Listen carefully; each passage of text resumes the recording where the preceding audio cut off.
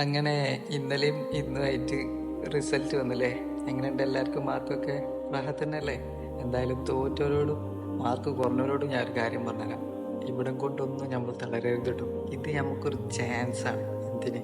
ഇനി ഉയരങ്ങളിലേക്ക് എത്താനും അല്ലെങ്കിൽ നമുക്ക് ഒന്നുകൂടി നല്ല രീതിയിൽ പഠിക്കാനൊക്കെ വാശി കയറാൻ ഒരു കണക്കിന് ഇതാ നല്ലത്. ആര് ചോദിച്ചാലും ഗ്രേഡൊന്നും എളുപ്പപ്പെടുത്തേണ്ട ആവശ്യമൊന്നുമില്ല.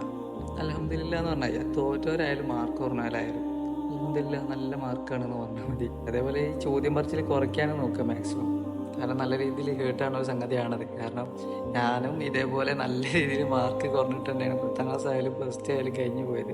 പക്ഷേ ഒരു കണക്കിന് എനിക്കതായിട്ട് നന്നായി തോന്നി. കാരണം ഒന്നുകൂടി പഠിക്കാനും ഇതിനൊക്കെ നമുക്ക് ബോധം വെക്കാനൊക്കെ ഒരു കണക്കിന് മാർക്ക് കുറയുന്നതാണ് നല്ലത്. അയച്ച് മാർക്ക് കൂടിയാലും കുറ്റപ്പെടുത്തല്ല കേട്ടോ. എന്തായാലും ഫെയിലായാലാണെങ്കിലും എഴുതിയെടുക്കാനും ഇതിനൊക്കെ ശ്രദ്ധിക്കുക. അതല്ല ഇനിയും എല്ലാവരും മാർക്ക് കുറഞ്ഞാലായാലും കൂടിയാലായാലും ഉയരങ്ങളിലേക്ക് എത്തട്ടെ. ഈ ചോദ്യം